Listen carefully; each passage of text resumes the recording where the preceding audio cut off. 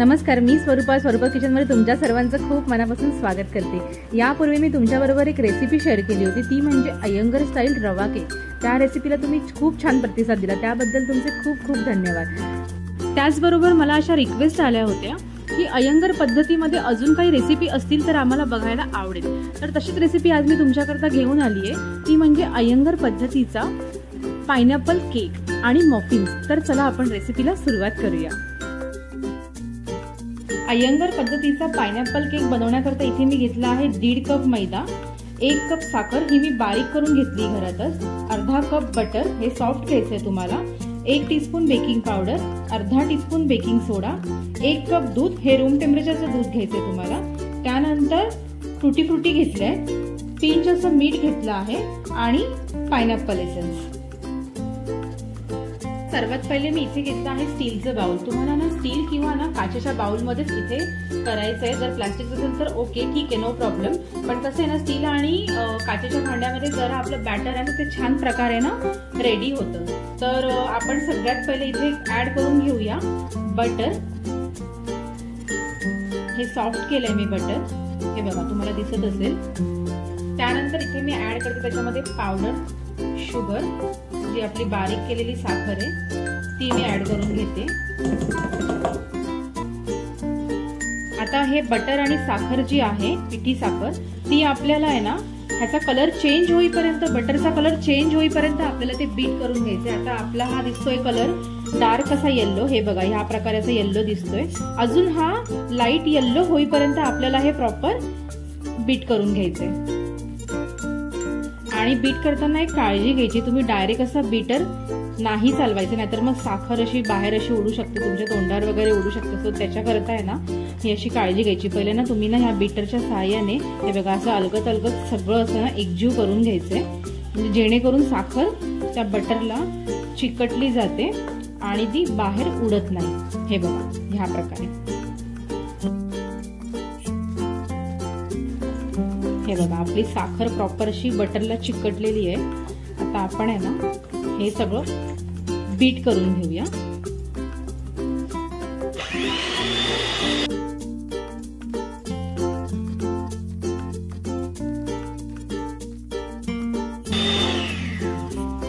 हे बघा आता आपला कलर जो आहे ना तो लाईट झालाय।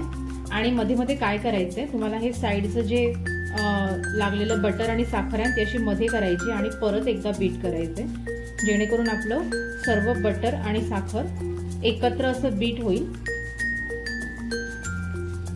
हे बघा आता मी एकत्र केलं, आता मी हे परत एकदा बीट करून घेते।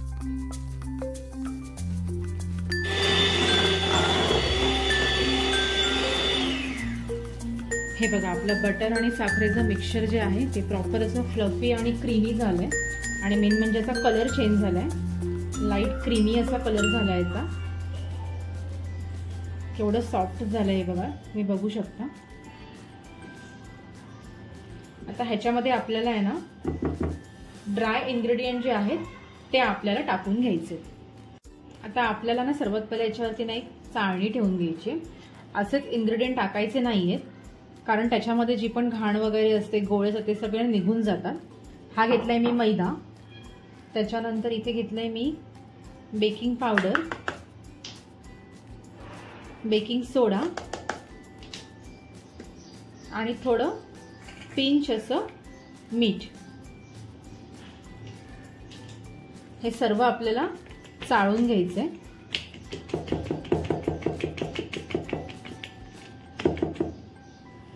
हे बघा अशा प्रकारचे जे गोळे वगैरे असतात ना त्याच्याकरता आपल्याला हे चाळणं खूप गरजेचं असतं। बेकरीमध्ये लक्षात ठेवा कुठलेही ड्राय इन्ग्रेडियंट असतात ते चाळूनच घ्यायचे तुम्हाला, जेणेकरून केक बेक व्हायला प्रॉब्लेम होत नाही, केक आपला प्रॉपर बेक होतो। हे बघा इथे भरपूर वरती असे गोळे गोळे आलेत, सो ते आपण प्रॉपर सीव करूनच टाकून घ्यायचे। हे बघा तुम्हाला दिसत असतील। आता हे मिक्सचर जे आहे ना ते आपल्याला हळूहळू मिक्स करून घ्यायचंय। मी कशा प्रकारे मिक्स करते ते बघा।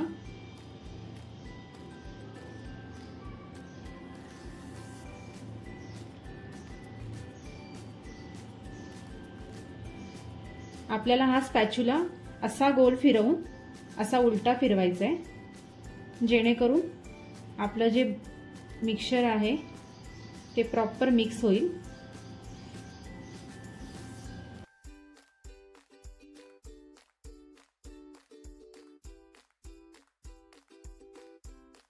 आता त्यानंतर आपल्याला हे दूध आहे ना ते आपल्याला हळूहळू टाकून घ्यायचं. एकसाथ सगळं दूध नाही टाकायचंय. 3 पार्ट मध्ये आपल्याला दूध टाकायचंय. आता हे असं हळूहळू मिक्स केलं तरी चालेल. हे बघा अशा प्रकारे, जेणेकरून आपल्या गाठी पडणार नाही आणि बॅटर एकदम सॉफ्ट होईल.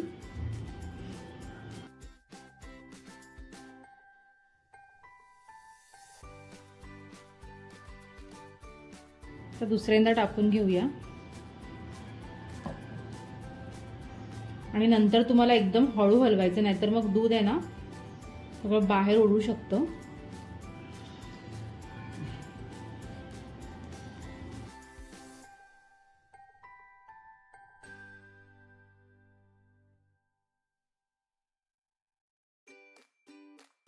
हे बघा आता आपलं हे बॅटर प्रॉपर मिक्स झालंय.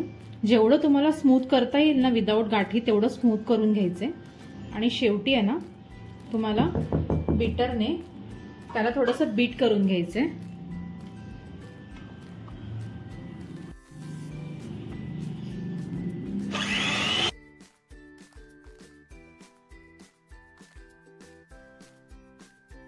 हे बघा आता आपलं बॅटर जे आहे ना ते प्रॉपर स्मूथ झालंय, तुम्ही बघू शकता.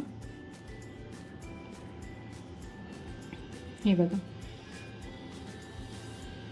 आता ह्या स्टेजला आपल्याला इथे पायनॅपल एसेन्स ऍड करायचंय. तो तुम्हाला 1 टीस्पून ऍड केला तरी चालेल. त्याच्यानंतर टुटी फ्रुटी,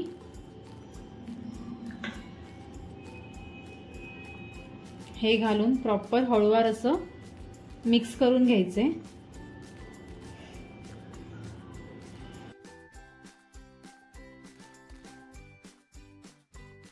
हा इथे टीन घेतलेला आहे. तर आता मी ना ह्याच्यामध्ये ना बटर पेपर टाकून घेते. थोडंसं तेल टाकायचंय जेणेकरून आपला बटर पेपर स्टिक झाला पाहिजे. हे बघा हा मी मापाचा बटर पेपर कापून घेतला होता. टीन असा उलटा करायचा आहे तुम्हाला, कुठलाही तुमचा टीन असेल तो, आणि तो तुम्हाला असा मापाने कापून घ्यायचा आहे.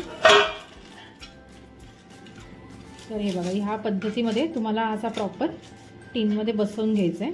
आणि त्याचबरोबर मी इथे 4 ना कपकेक करणार आहे. तर मी हे जे मोल्ड आहेत ना कपकेकचे ते मी तेलाने, आणि त्याचबरोबर इथे मी 4 कपकेक करणार आहे. तर मी हे कपकेकचे जे मोल्ड आहेत ते मी तेल आणि मैद्याने डस्ट करून घेतले. तर आता आपण हे जे बॅटर आहे ते आपण ह्याच्यामध्ये टाकून घेऊया.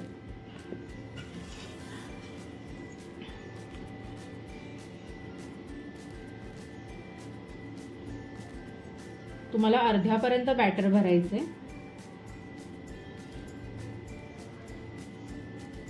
अगदी वरपर्यंत भरायचं नाहीये. सर्व साईडला हे बघा असं इक्वली बॅटर टाकून घ्यायचंय. आणि हा असा मोल्ड टॅप करायचा जेणेकरून आतमध्ये जी एअर असेल ना ती सगळी निघून जाते. हे बघा अशा प्रकारे.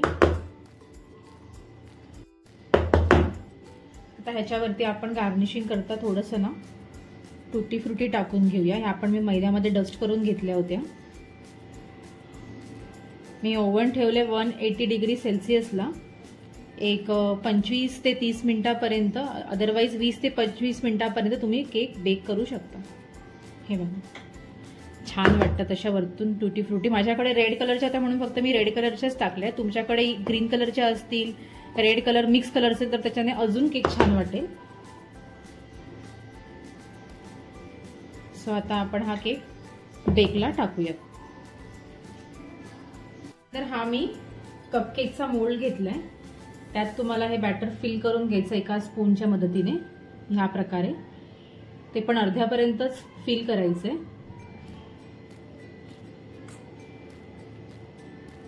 हे बघा अशा प्रकारे.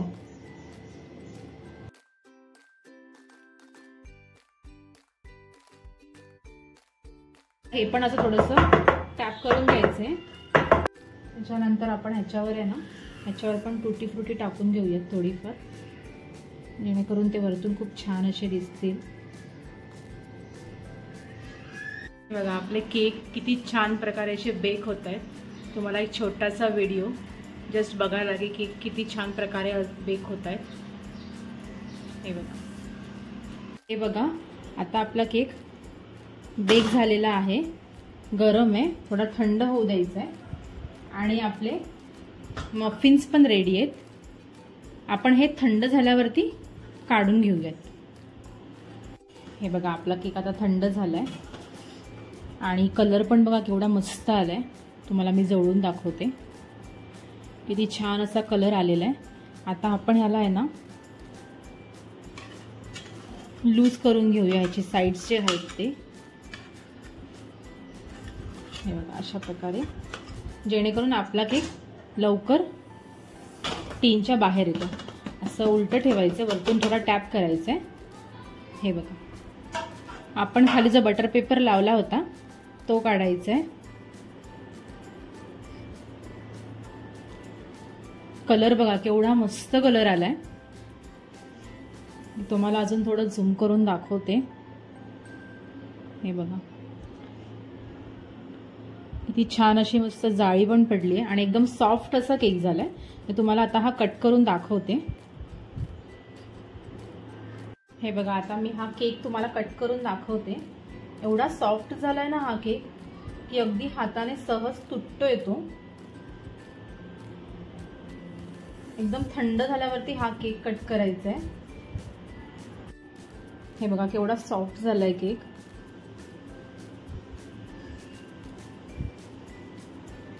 मी बघू शकता अगदी सहज असा तुटतोय. हे बघा ह्याच्यामध्ये ना मी बटर यूज केलंय ना, त्याच्यामुळे ना केकला थोडा रिचनेस आलाय. ह्याच्या पहिले मी एक रेसिपी शेअर केली तुमच्याबरोबर, अय्यंगार रवा केक. त्याच्यामध्ये मी ऑइल यूज केलेलं होतं. तर मला खूप कमेंट आला की बटरची रेसिपी दाखवा. तर मी हा बटरची रेसिपी तुमच्याकरता घेऊन आली आहे. आता आपण हे मफिन्स काढून घेऊयात. हे पण थंड झाले. हे पण असे रॅकवरती, कुलिंग रॅकवरती असे उलटे करायचे, जेणेकरून ते इझिली डिमोल्ड होतील. हे बघा आपले सर्व मफिन्स डिमोल्ड झाले. असे इझिली निघतोय मफिन. किती छान असा सॉफ्ट झालाय. मी तुम्हाला तोडून दाखवते. हे बघा आतमधला टेक्स्चर एवढा सॉफ्ट झालेला आहे, तुम्ही बघू शकता. तर आता मी हे मफिन्स एका प्लेटमध्ये सर्व करून घेते. तोपर्यंत तुम्ही काय करायचं, व्हिडिओला लाईक करायचं, शेअर करायचं, सबस्क्राईब करायचं. आणि जर तुम्हाला ही रेसिपी आवडली असेल तर घरी नक्की ट्राय करून बघायची आणि मला कॉमेंट करून सांगायला अजिबात विसरू नका. भेटूया नेक्स्ट व्हिडिओमध्ये नवीन नवीन रेसिपी बरोबर. तोपर्यंत थँक्यू.